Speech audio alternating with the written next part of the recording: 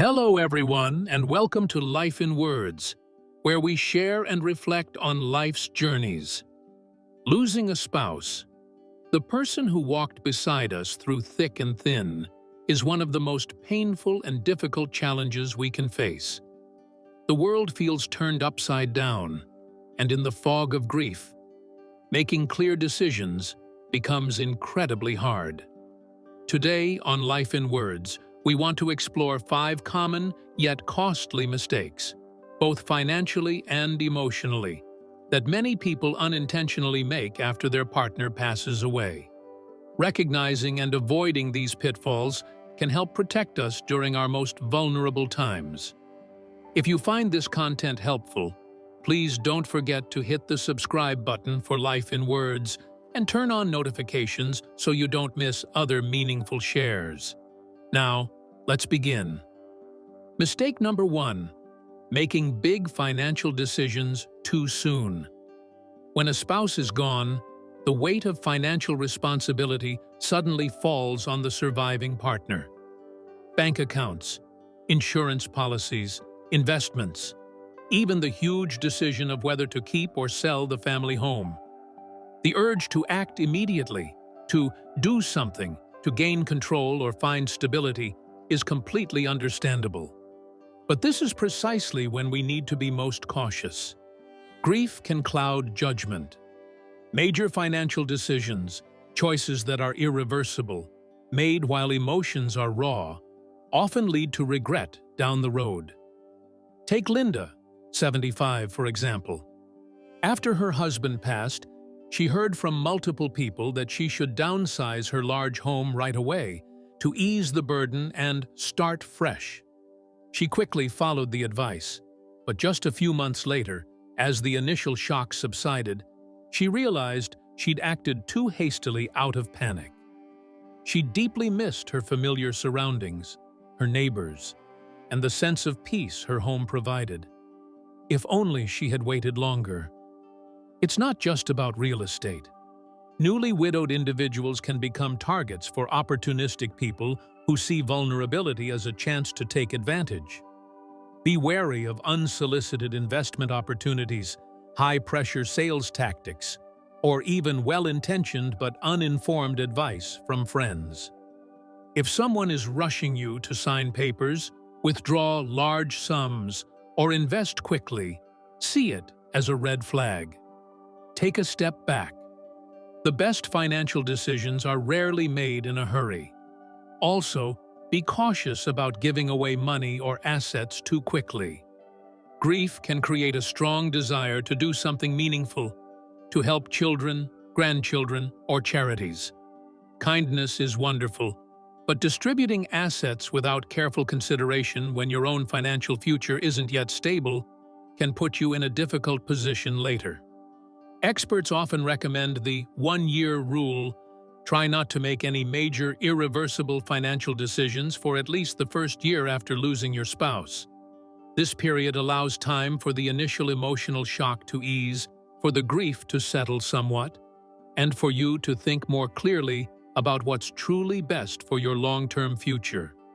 Don't let avoidable financial mistakes add more stress to an already incredibly difficult time. Give yourself time, seek trusted advice, and remember, clarity takes time to emerge. Mistake number 2. Isolating yourself from friends and family. A natural reaction to grief is wanting to withdraw, needing space to process the loss. Solitude is sometimes necessary. However, completely shutting yourself off, cutting ties with friends and family, is another trap. Prolonged isolation can lead to deeper feelings of loneliness, slowing down the healing process and even negatively impacting physical health. Many people tell themselves they're not ready or that no one understands their pain. But the truth is, the deeper you sink into isolation, the harder it is to climb out. Social connection is vital medicine for the soul, especially in times of vulnerability. Consider Michael, 79. After his wife of over 50 years passed away, he stopped answering calls, declined all invitations, and rarely left the house. He thought being alone was easier, but as months went by, he didn't feel better. He felt worse, more tired, more despondent. Life seemed drained of color. It wasn't until a persistent neighbor gently encouraged him to come over for a cup of coffee that a small shift began. One brief chat led to more regular meetups.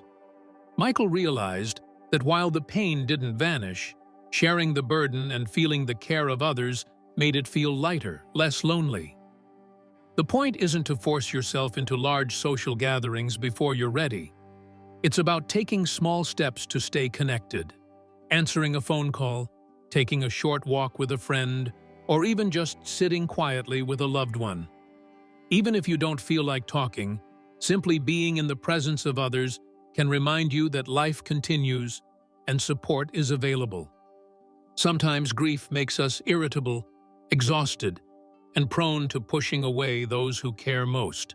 Try to recognize this if it happens. Your loved ones may not have the perfect words, but their presence and intentions are often a gift. Let them in, even just a little bit. Seeking out others who share your experience, perhaps through grief support groups or community gatherings, can also be incredibly helpful. Talking with people who truly understand what you're going through can validate your feelings and offer reassurance that you're not alone. Don't try to carry this weight all by yourself. Allow others to walk alongside you. Mistake number 3. Neglecting your own health and well-being. When the mind is consumed by grief, self-care often falls to the bottom of the list. Doctor's appointments get postponed, meals are skipped, healthy routines disappear. Some people even feel guilty taking care of themselves, as if prioritizing their health somehow disrespects the memory of their loved one. But the reality is the opposite. Neglecting your health doesn't honor your spouse. It only makes your own journey forward more difficult. Our bodies grieve too, in their own way. Prolonged stress from loss can contribute to heart problems, a weakened immune system, sleep disturbances, appetite changes, and other health issues. The toll of neglecting yourself can be significant. The goal isn't to pretend everything is normal overnight. It's about making small, conscious choices each day to support your body and mind. Robert, 80, stopped bothering to cook for himself after his wife died. He ate poorly, mostly processed foods when he ate at all. Consequently, he grew weaker, slept badly, and felt constantly exhausted. Thankfully, his daughter noticed and gently encouraged him to return to simple, nutritious meals. Even these small changes made a difference. His energy gradually returned, his mood stabilized, and he felt better equipped to handle the emotional waves of grief. Self-care isn't just about food. It's also about movement. Even a short daily walk can reduce stress and boost your mood. Don't skip your regular medical checkups, especially during this time. Managing existing health conditions and taking prescribed medications is crucial. Mental health is just as important. Persistent grief can lead to depression and anxiety. If you're struggling immensely, don't hesitate to seek professional help from a therapist or counselor, or join a support group. Opening up to a trusted friend can also provide relief. Seeking help is not weakness. It's a brave and necessary step towards healing. Remember, your spouse would surely want you to be healthy and well. Honoring their memory means continuing to live your own life with strength and finding moments of peace. Your health matters immensely. Don't forget that. Mistake number 4. Rushing into a new relationship too quickly. Losing a spouse leaves a vast emotional void, a loneliness that can feel unbearable. The desire for companionship, for someone to share life with again, is completely understandable. However, one of the most common mistakes is jumping into a new romantic relationship before the heart has had adequate time to heal. The intense need for comfort and connection can be powerful, but making major romantic commitments while still processing deep grief can lead to more confusion, heartache, and regret. A relationship born out of a need to escape pain rather than a genuine readiness for partnership often lacks a solid foundation. Mary, 73, met a new man just a few months after losing her husband of nearly 50 years. She quickly entered into a relationship. At first, the companionship felt like the lifeline she desperately needed. Someone to talk to, share meals with, distract her from the overwhelming loneliness. But as time went on, she realized she wasn't truly ready. The relationship moved too fast, and she felt suffocated, trapped in something that didn't feel right.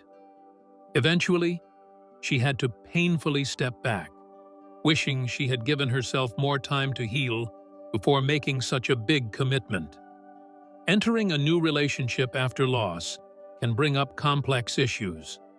Unconscious comparisons, unrealistic expectations, or feelings of guilt, as if you're somehow betraying your late spouse.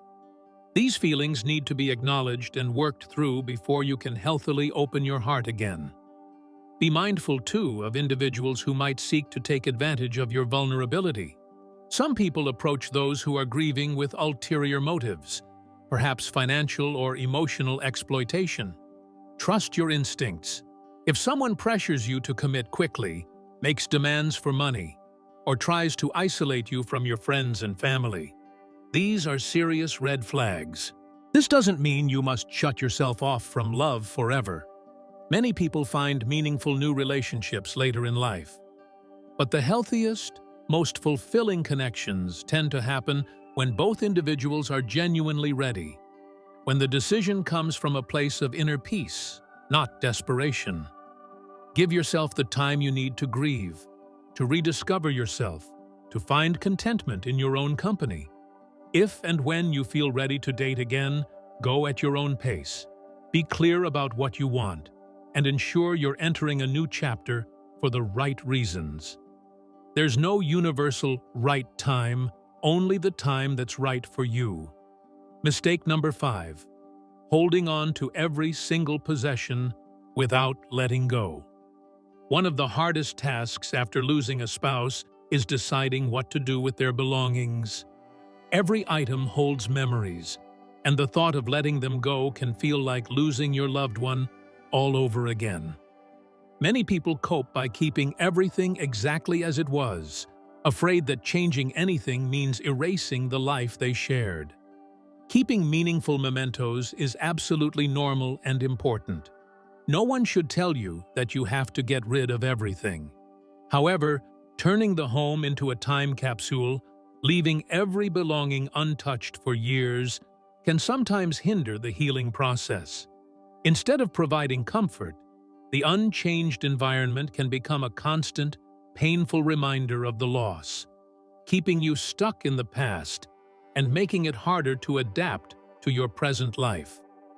David, 77, kept his late wife's room exactly as she left it for 2 years.